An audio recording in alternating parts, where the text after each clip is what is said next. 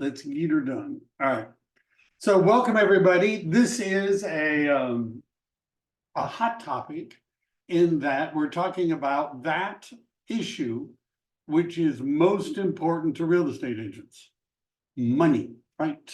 Commissions, compensation, getting paid. And so there's a lot more people that registered than showed up, but I think more people are going to be coming because, you know, they're real estate agents. So we're going to be talking about that. This is still in a state of flux. As an example, this morning I was talking to one of my chums at the California Association of Realtors legal department, an attorney, not really a chum, but I end up talking to him a lot. And the question I asked them was this NAR settlement, does it apply to new home subdivisions? Right? If I take a buyer to a new home subdivision and register them, do I need to buy a representation agreement? Is that touring the property if I walk around with them? It kind of looks like touring the property.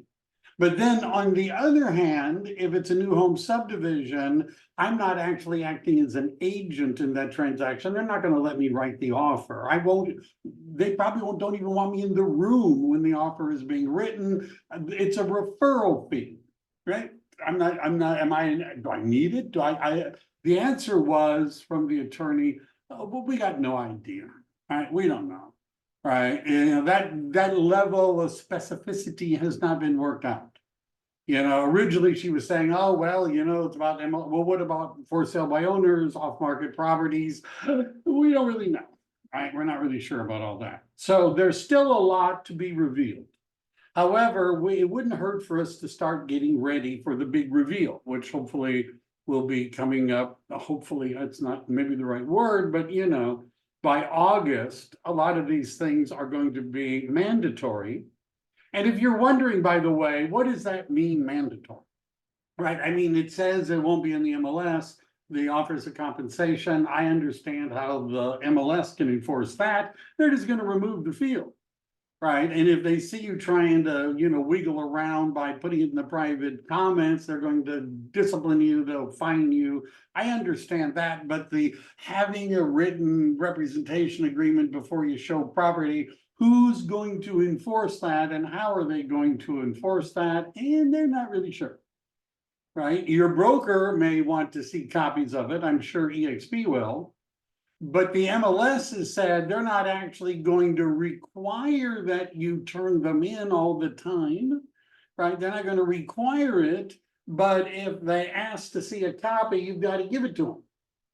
And if you don't got it, then they're threatening that they're going to stop you from getting paid, although I'm not really too sure how that's going to work.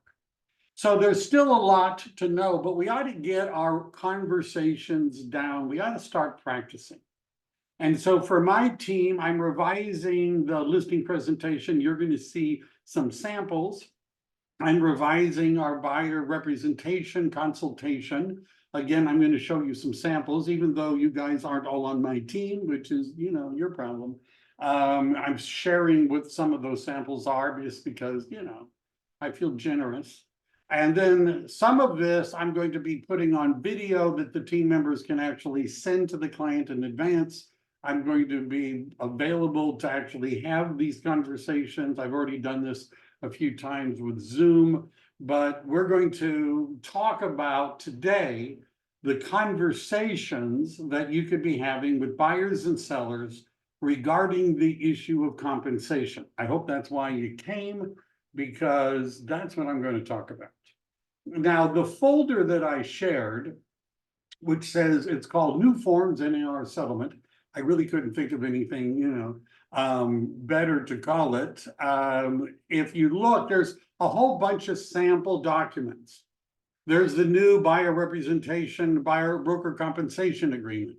There's some other really interesting ones, like ones that you could use to show a property, ones that you could use to modify an existing buyer representation agreement. This is, you know, I had heard a lot of misinformation some time ago when this was all happening.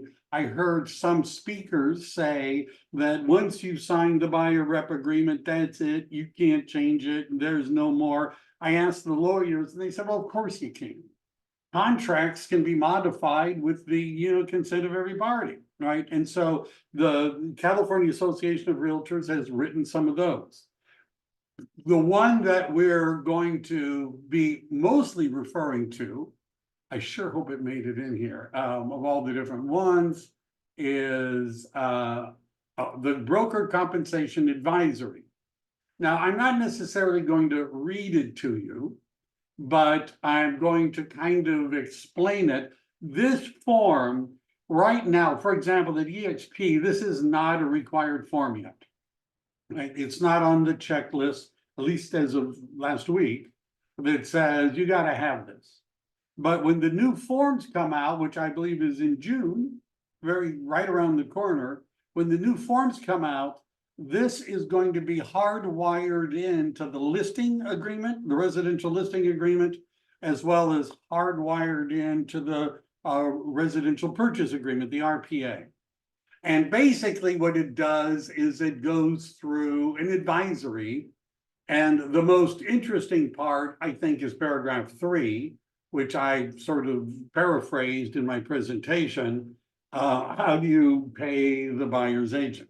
Right. So that's, we're not going to spend a lot of time, but part of what's in here, I've sort of incorporated in other things. Now, I have 2 PDFs that I've included. Maybe I should just do this from the PDF, right?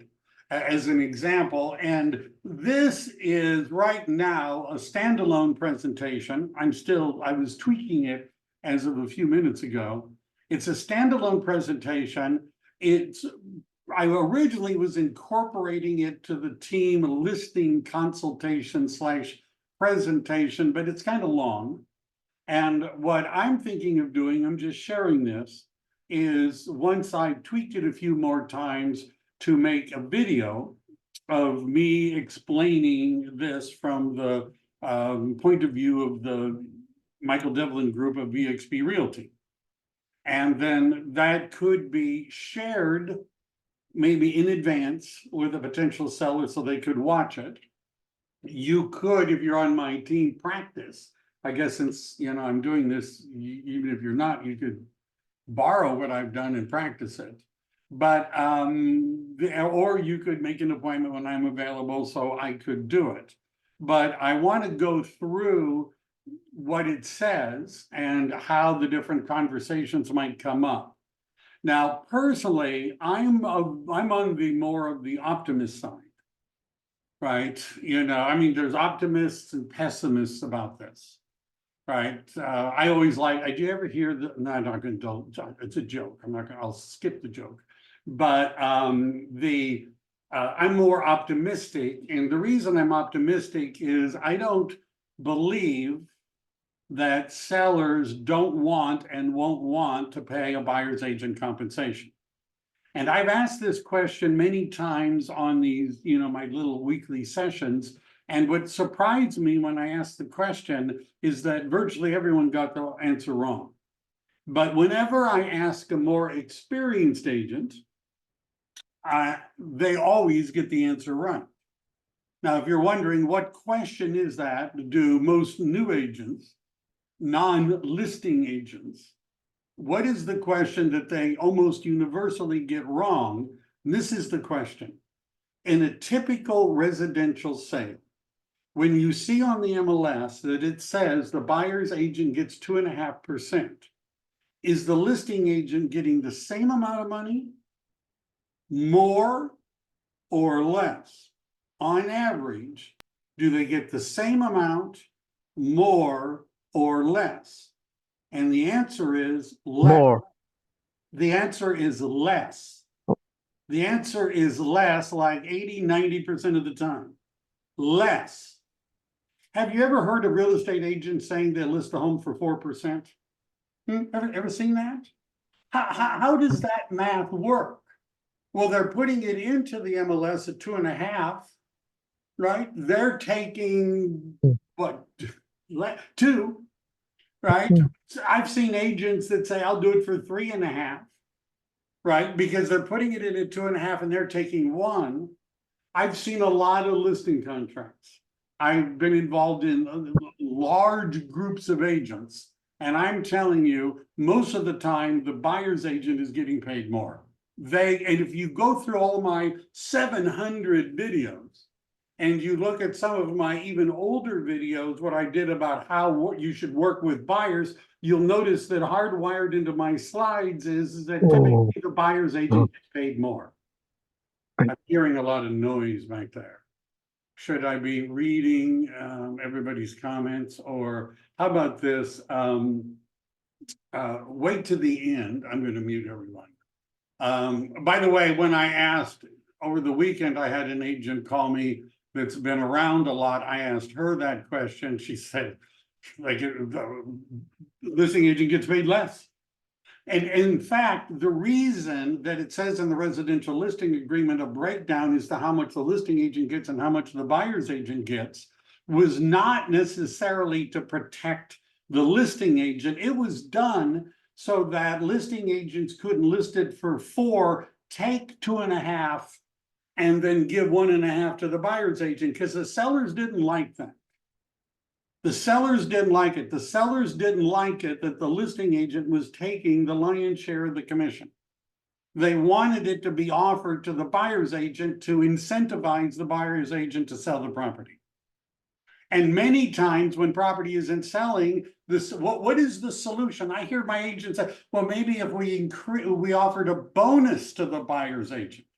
Maybe if we did that, it would increase the likelihood that someone's going to sell it. I'm telling you, buyer's agents often get paid more than listing agents, right? Not all the time. You say, well, I always get paid the same amount or more. Why would they pay the other agent more than me? Yeah, I've seen thousands of listing transactions, and I'm telling you, usually they get paid more. So I'm coming from that perspective, right? Now, I start with, and this, I noticed when I redid this, it took out the line that explained where this chart came from. I'll put it back in. But this came from the 2023 National Association of Realtors Generational Survey of Buyers and Sellers. And whenever I'm talking to a seller, I start with this, because what this shows is how the buyers found the home they bought. And as a result of that survey, 51% of the buyers said they were introduced to the property. They first found the property on the internet. But notice what's number 2, 29% of the time the real estate agent found it. Friend, neighbor, or relative, 10, knew the sellers, 5, signed 4, home builder 1, and after that, it just sort of disappears as even a statistical anything to worry about. So and I'm not going to do the whole listing presentation, but what I would be doing after this is I'd be explaining to the seller that there are 2 kinds of marketing that we do in order to sell your property. 2. One is we market to the public. And the way we're going to do that is we're going to have it on 300 different websites. We're going to have a virtual tour. We're going to do open houses. We're going to have a for sale sign. We're going to have just listed and just sold, and we're going to go on social media. We're going to market it to the general public.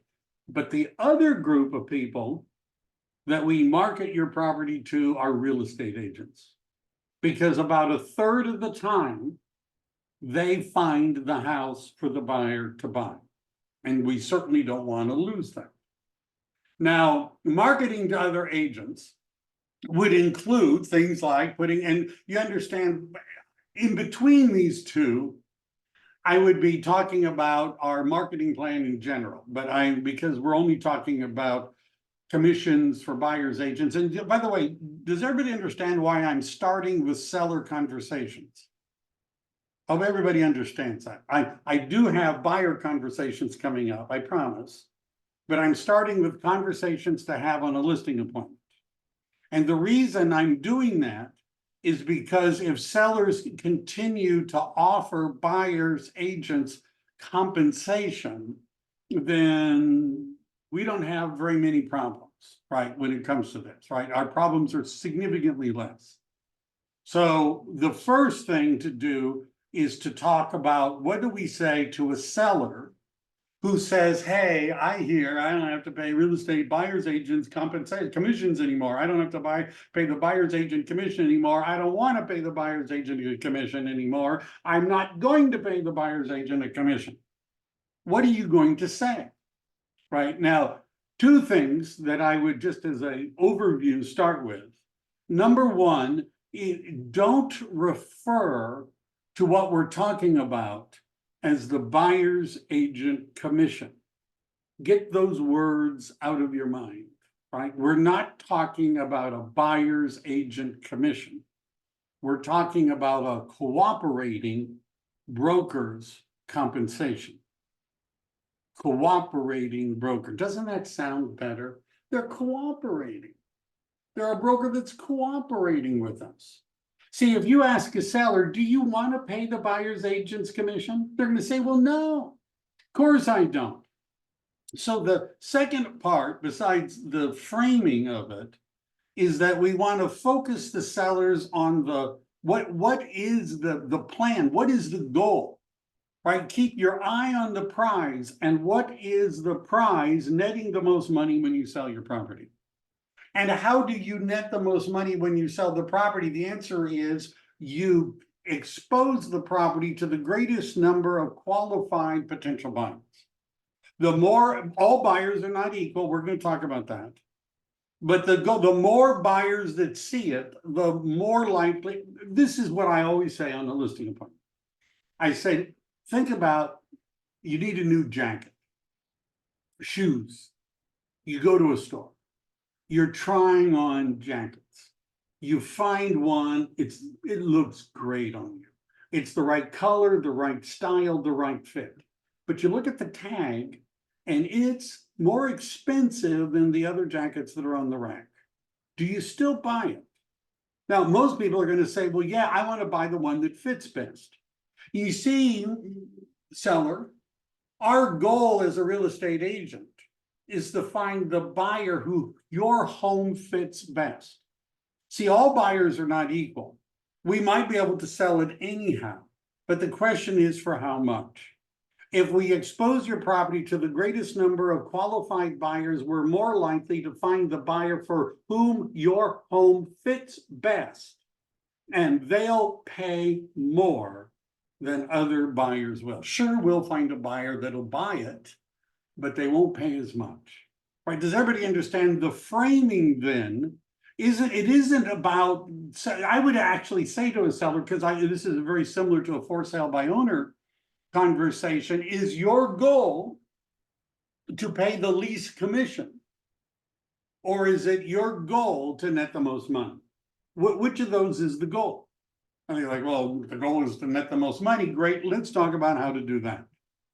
Right. And if you first, we have to expose it to the greatest number of qualified buyers. We do that two ways. One, to the public marketing plan, and number two, to other real estate agents. That's a third of all the buyers.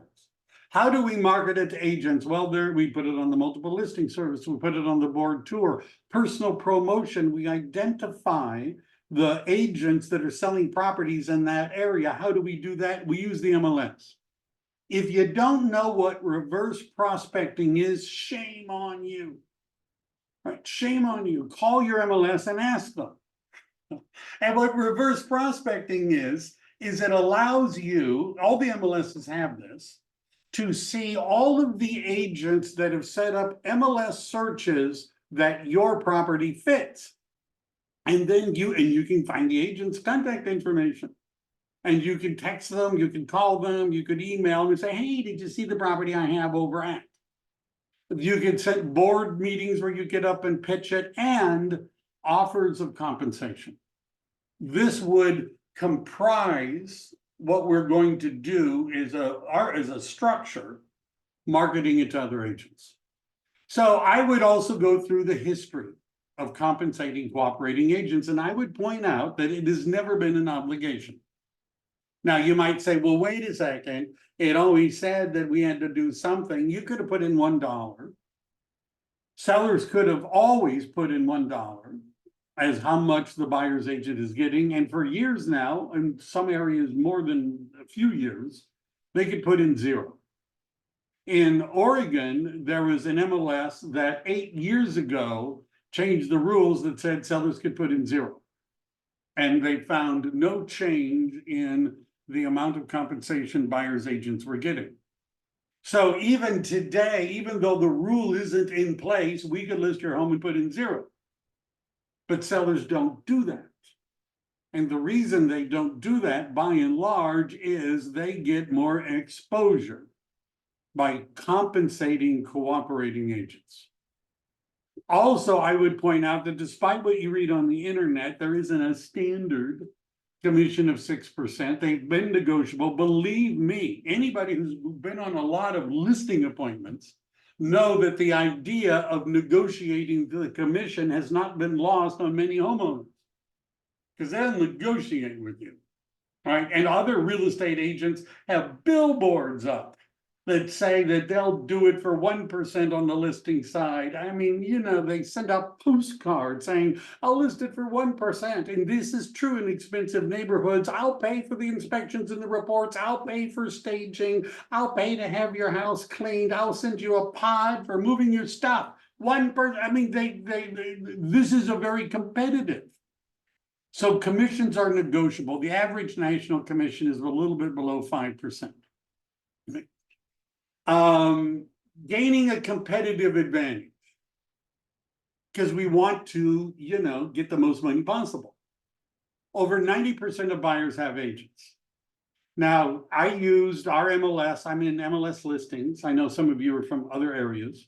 I ran single family home sales within the last, I forget how many months. It was 1,200 closed transactions. And I exported the data because I don't have a social life.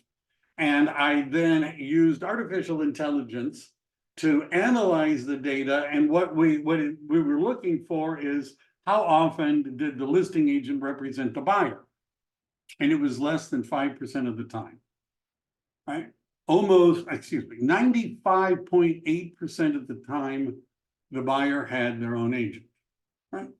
Over 90% easily, and your numbers, your mileage may vary, right? I don't know if you're in LA or San Diego exactly, but over 90% of all buyers have their own agent. And 29% of those buyers are going to find the home they buy through their agent. Why does this matter? More agents will bring buyers to your property. And they all feel more confident. All right. Importance of buyer representation. One of the conversations I always have on a listing appointment, because all buyers are not equal. There are retail buyers and then there are wholesale buyers. A retail buyer is typically a couple, maybe buying their first home, maybe they're buying a move up, right? They're not, they both have jobs. They're not interested in sweat equity. They're not fixing and flipping, right? They don't have time for that. They don't want things to be broken. They want to be able to move right in. And they plan on living there, sometimes for a long time. They pay the most. They pay the most. That's why I'm calling it retail. They pay more, however, they want help. They're not sophisticated at this. They want representation. Now, wholesale buyers, we call them investors. They can forego having an agent. They've done it before and again and again and again. They know how to read a prelim. They know how to read a termite and a property inspection. They know how to go through the disclosures, but they don't offer that much because they're buying wholesale. So which buyer do we want for your house? Now, if the house is a junker, it may not matter. But if we want a retail buyer, if we want the buyers that are going to pay the most money, we want to make it easy for them to have an agent represent them because they're going to feel a lot more confident about buying the property. And if they're picking between properties and other properties are saying, hey, we'll help you with paying your agent compensation, and we say we won't, then that could cause a problem for us because we're going to be attracting the kind of buyers we don't want and pushing away the buyers we do want. Sure, investors, yeah, they don't have a loan, they got all cash, they can close quickly, but they're not going to offer anywhere near as much as the retail buyer. What kind of buyer do you want to buy your home? And then one of the best examples are new home subdividers. I would say to a seller, this is one of the standard questions. Have you ever sold a home before? How many homes have you sold before? Usually the answer is 0 or 1, right? Now, if it's a flipper, they said, well, 2 this month, right? But most people it's 0 or 1. They don't do this very often. So maybe we could look to someone who does this all the time, who's a professional, who studies their numbers and is profit-driven, new home subdividers. Now, they're not members of the MLS typically, some are, but generally not. They're not members of the Association of Realtors typically, but most of them pay a cooperating agent, but they don't have to, but they do it anyhow. Why do new home builders pay a cooperating agent compensation? Why do they do that? Do they feel sorry for real estate agents? Are they worried that we don't have enough money? This is a charitable thing that they're doing, or they're doing it because they've studied it and they know they make more money by cooperating with other agents. What does that mean, cooperating? How many of you know that you have a new home website, right? If you're a member of the MLS, raise your hand. You've got one, whether you know it or not. It's called New Home Source Pro. It's funded by the new home builders. You've got one. They do training every week, classes on how to use that website in their marketing materials.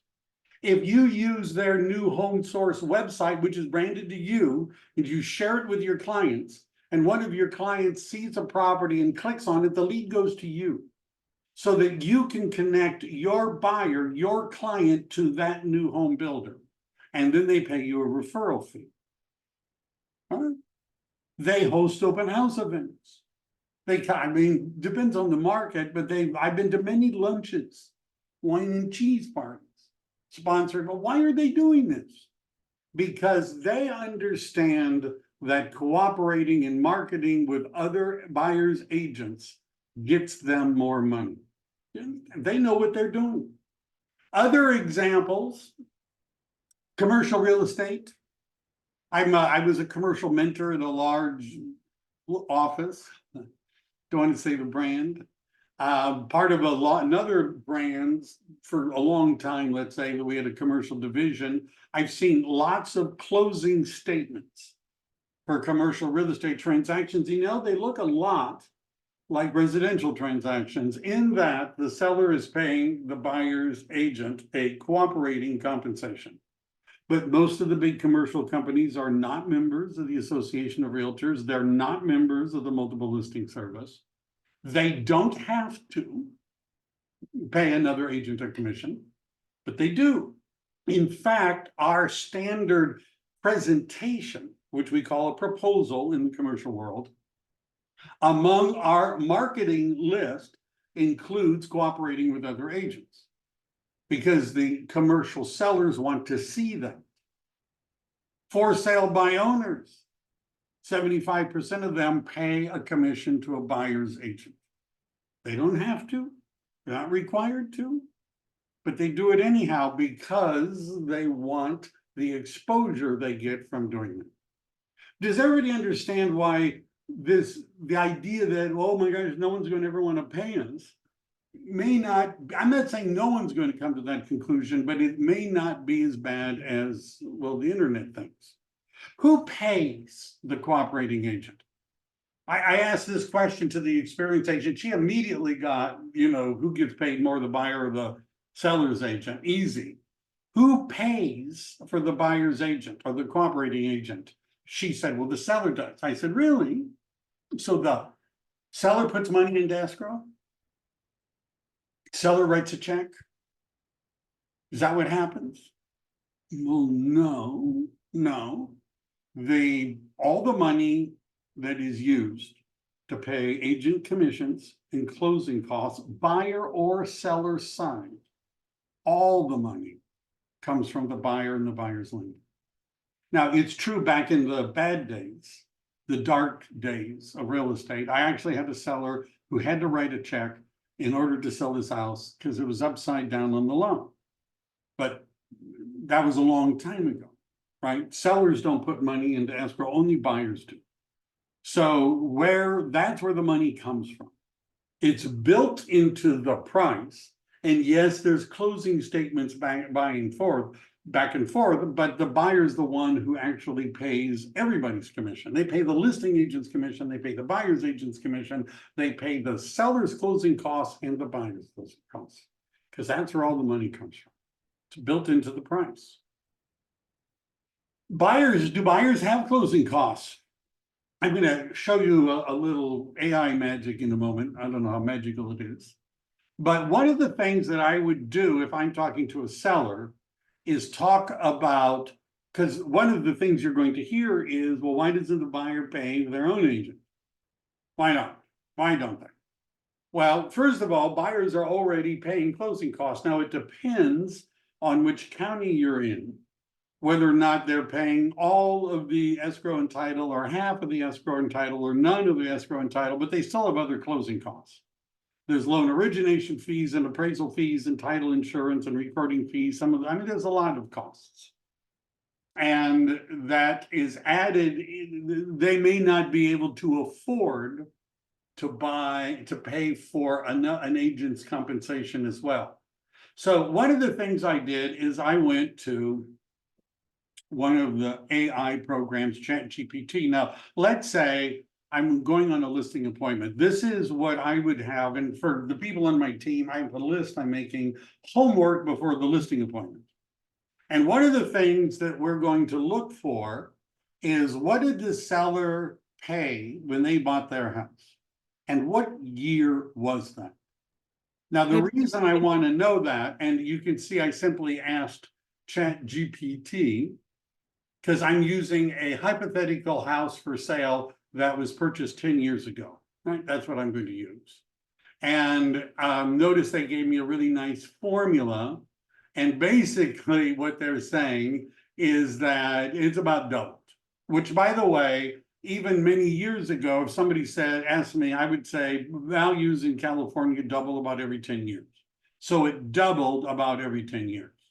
So if somebody bought a home that was worth $1 million today, I'm using this for my hypothetical, it means they probably paid about $500,000. Now, again, if we had a real property, we would know what they actually paid.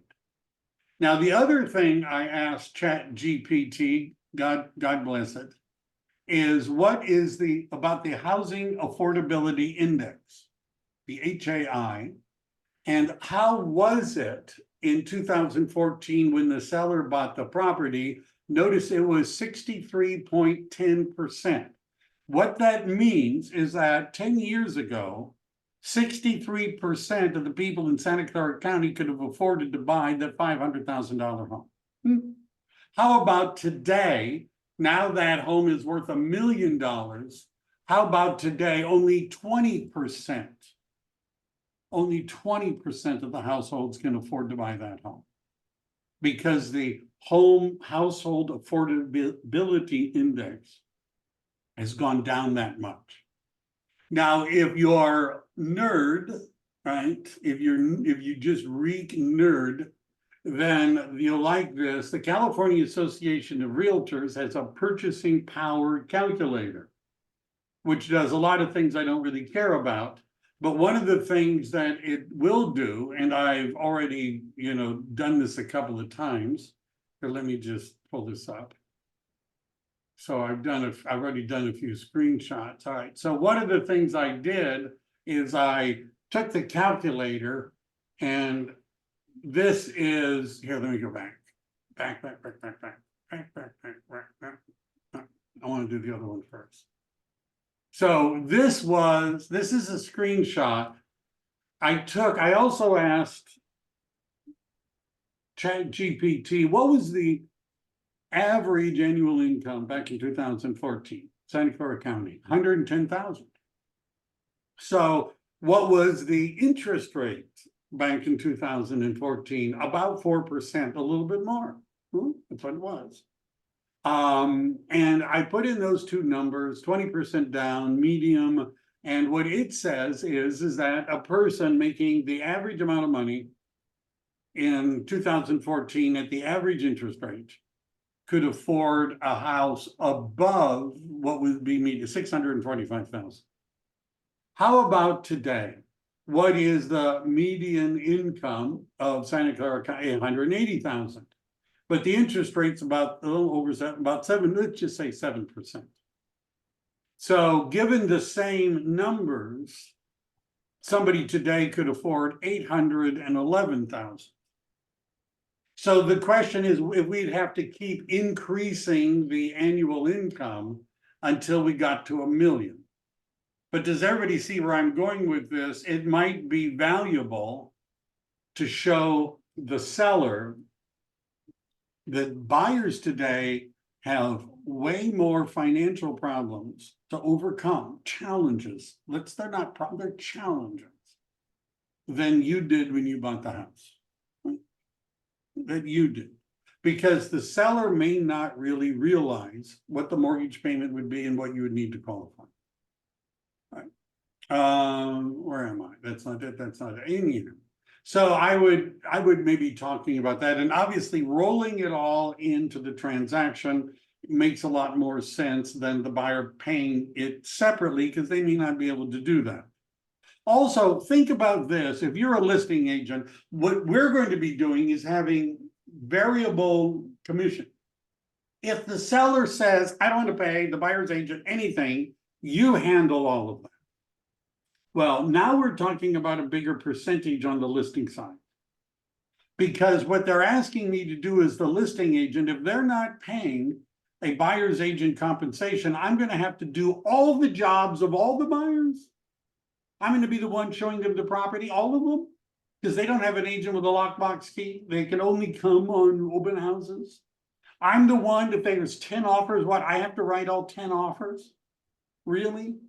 I have to explain the disclosures 10 times more than that, because not everybody that wants to hear it actually writes an offer. You understand, if the listing agent is now going to be required to do all the buyer's agent's jobs as well, then the listing agent's going to want to be paid more. And frankly, I'd want to be paid more than 2 to 2.5%, because we're talking about multiple buyers. Increased risk. Did you know that 71% of all real estate litigation involves transaction where there's only one real estate agent? 71%. So what I would point out to a seller is that if I'm representing you and I'm helping a buyer buy the property, the chances of you and me getting sued have gone up dramatically. In 8 states, by the way, dual agency is illegal. Many agents won't do it because they're going to get sued, right? And they will sue the seller and they'll sue the agent. 71% of all litigation results from this. Isn't it worth 2.5% to avoid that risk as much as possible? All right, so what about the buyer? And again, this is part of a presentation. Now, there would be more to it in that, and I put in a few snippets of it, but what you're going to need to articulate to a buyer is your value proposition. And your value, saying you look on Zillow and Redfin and Realtor.com, Homes.com, and you go to the open houses, and when you find a property you like, you let me know, and I'll write up the offer for you. That's not a value proposition, right? And the only way that worked in the past is because you were guaranteed to get paid, Whereas now they might say, well, you're not doing anything. Why are you getting paid anything? You're going to have to explain why, and you need to be able. I hate to say this. Nobody, I don't know if there's anybody as old as me on the call. There was a time when the MLS was a book. It was a book. And every Saturday, a truck would come and they would pick up the books and drop off new books. If the buyer wanted to know what was on the market, they had to come to the agent. We had them, right? No MLS, no Zillow, no way of getting around it. And then when Zillow came along, people thought, oh my God, the world is ending because now they don't need real estate agents anymore. Well, what you need to be able to explain is that 90% of your value comes after the house has been found. Finding the house is important, but most of your value comes from other things than just finding them the house. So what would you be doing? And this would be part of a value proposition. I'm not going to spend a lot of time on it because I want to get to the compensation part. But you're going to want to be able to explain what you're going to do to help them not just find the property, but find the right lender, find the right neighborhood, search for the homes, how you're going to help them make the offer, negotiate the offer, and coordinate all the vendors. And before it closes, make sure everything is going so it all closes on time and the moving van comes, they have a place to move to. Make sure everything is done at closing and what happens after close. And one of the things that but getting back on finding properties, if they have an agent represent them, they're going to get the best buys because we could save them time and money. And how would we do that? We would be looking all the time to make sure. And by the way, looking means not just using your IDX website. It means not just using the MLS. It means also cross-checking the searches you have for your active buyers on Zillow and other sources, including notices of default and for sale by owners and new home subdivisions, so that if there's anything out there that might fit what they want, you're going to find it. And that they don't need, I would say to them, you don't need to look at 100 houses, I do. Because I'm going to go and I'm going to preview them and I'm going to make a video and I'm going to send it to you. I'm also, by the way, if you've heard me talk about this before you show them a house, you should have run a CMA. You should, is this house a good buy or not? You should have an answer to that question. And by the way, what do we do when we find a great deal? We sell it to our direct clients, those people that we have a exclusive relationship with, of course. You get more properties if you have your own agent, exclusive listings. We're part of a network. If you're part of EXP, how many, we got what, 90,000 agents, something like that. We have more market knowledge. There are off-market properties. We can use multiple resources. Multiple search resources.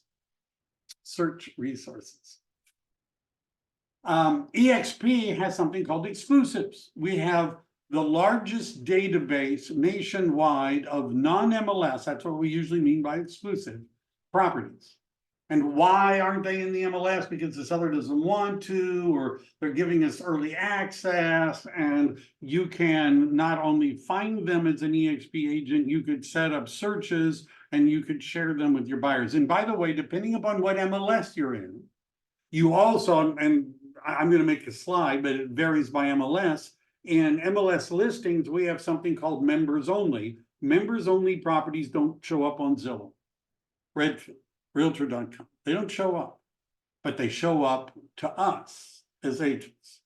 But anyhow, that's something else. But I would talk about off-market properties, because if you're an agent and you really want to have value when it comes to finding the house for the buyer, what that means is that you're going to go out and dig up properties if there's nothing available on the MLS, you're gonna go find people that own properties like that property. And which, by the way, title companies have software, and RPR will do this. You can identify people that have properties that are of a value similar to what your buyer is willing to pay, and you can contact those owners and see if they want to sell.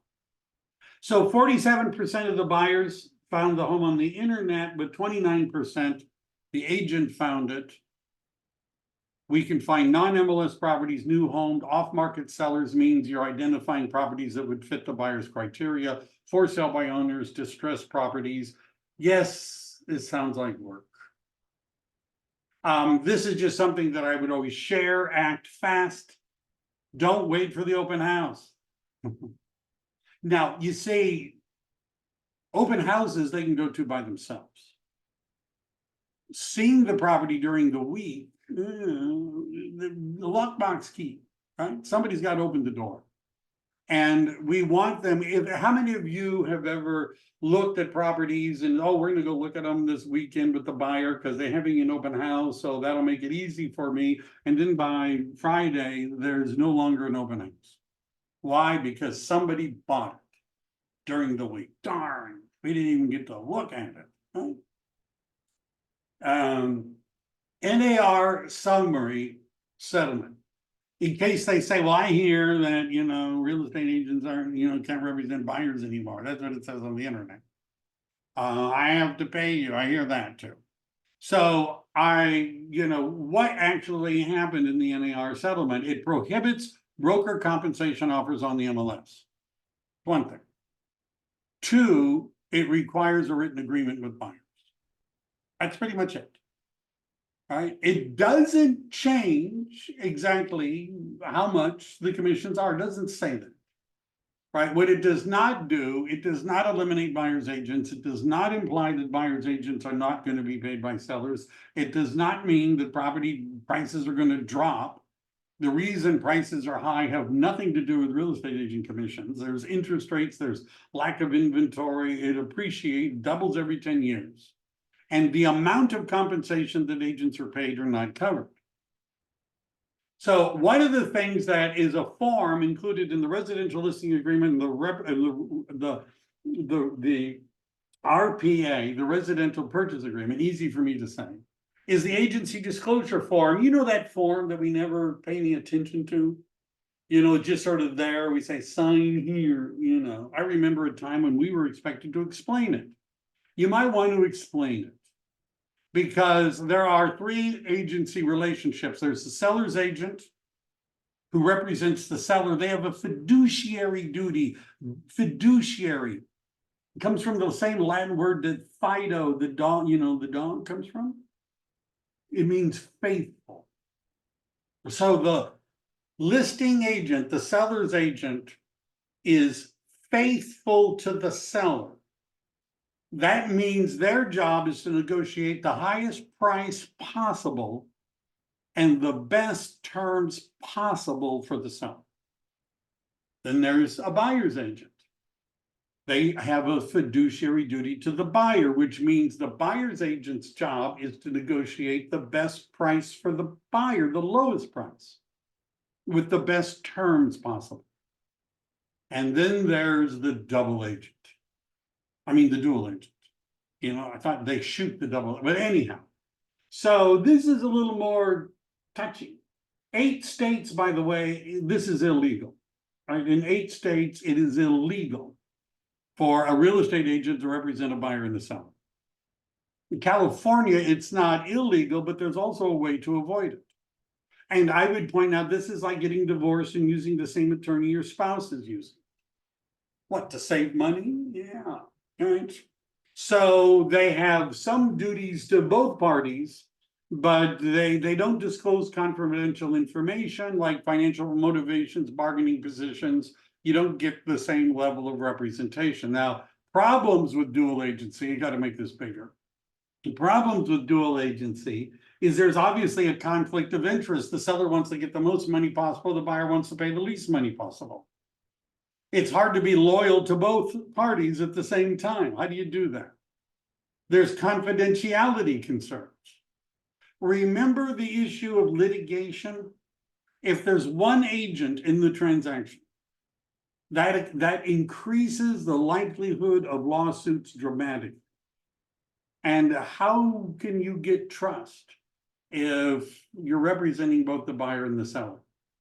So there's a form which you may or may not know, but it's been around a while. It's a California Association of Realtors form called Buyer Non-Agency. And I think you're going to see this. If I'm a listing agent and a buyer contacts me and says, I don't have an agent, you don't need to worry about paying anybody, I want you to represent me. Now, first of all, if the seller has not made any offer of compensation to a cooperating agent, why would I want to do that? Why would I want to do that? Represent the buyer for no money? Right, my listing will probably sell anyhow, right? I don't, why would I do that? So I would say to the buyer, well, I'm not going to do that without being paid extra.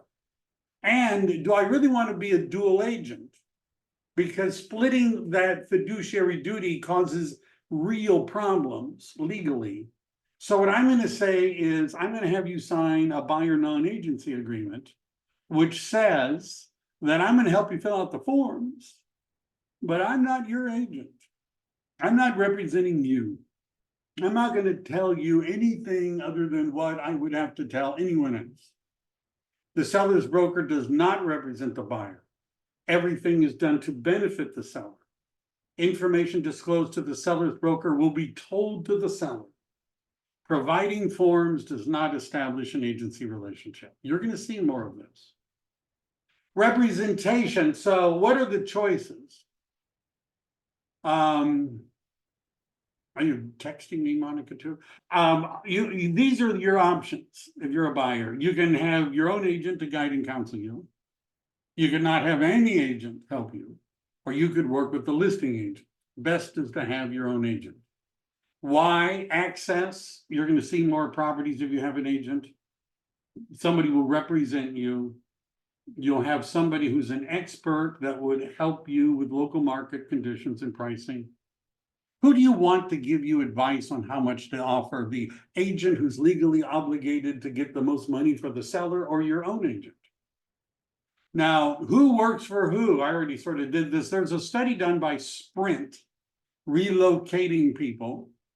And what they looked at was what percentage of the list price were people paying, depending on whether or not they had a buyer's agent represent them or they went through the listing agent.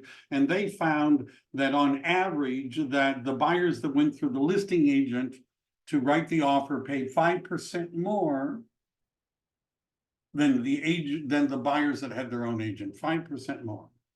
So the buyer may be thinking, well, I'm not paying an agent anything, so I'm going to save 2%, something like that, maybe 2.5%, but they may be paying significantly more than that because they're not represented. What can your agent do? Negotiate the best price and terms for you. Keep your information confidential. I may delete this because it's a little, I have another one coming up that kind of says the same thing. So if you don't have an agent, and you're buying the property through the seller and the seller's agent, you're a customer, you're not a client. So on one side, we have the seller and the seller's agent, and you're all alone on the other side. Now, oops, I forgot, it's not PowerPoint. Now, if you have your own representative, now it's balanced. They've got an agent and you've got an agent. Your agent will share with you whether the seller will accept a lower price, the seller's reason for selling, how long has it been on the market really, because sometimes they mess with days on market, any other offers and counter offers they can find on the property, strengths and weaknesses. So in terms of duties and services, your agent can show the property, so can the seller agent. Assist with financing, so could the listing agent. Provide, so could the listing agent. Explain forms, yes. Monitor closing, yes. And a fee can be paid by the seller, and the fee can be paid by the seller, yes. Right, all of that is the same. However, if the seller's agent is not going to give you advice and counsel because they're the seller's agent, they're not going to keep your position confidential. They're not going to negotiate terms favorable to you. They're not going to give you reasons not to buy this house. They're not going to honestly evaluate the value. without an obligation to the seller. They're not going to disclose confidential information. They're not going to write the offer to your advantage. They're not going to look for other better deals than this property for you to buy. And they're not going to have the greatest commitment. Now, representation, an agreement is required prior to touring the property. You can have different ones for different properties. Look at the forms. How does the buyer's cooperating agent get paid? Well, the buyer could pay their own broker. The seller could pay the buyer's broker. The seller's broker could pay the buyer's broker. All of those are possible. So the process as we do this is we're going to sign a buyer representation agreement because under the current rules, you have to hire me. You have to hire us to be your agent. Doesn't have to necessarily be for a long period of time. If it's not working out, you could cancel. We'll discuss all that. Before I show you property, I'm going to identify whether or not the seller has already agreed in advance to pay cooperating agent compensation and how much. I'm going to find that out and tell you. Now, by the way, even if they say, well, no, we haven't talked about it and they haven't made any agreement, it doesn't mean we can't write it into the offer anyhow. We could have an agreement for each property. So if one property is 2.5, another property is 2.25, we could have a different representation agreement for each property. Look at the samples. And if we need to make an amendment to the agreement because of what's going on in the market, it's either too much or too little or whatever, we can do that too. Now, what I've given you samples, what I'm going to be doing in the next, I don't know, few sessions, assuming people still want more, is I'm going to be going through some of the documents that I've given you samples and explaining them. One of the ones, the big one, of course, is this buyer representation and broker compensation agreement, the new version, right? Which was revised in June of 2024. That's interesting because it isn't even June 2024.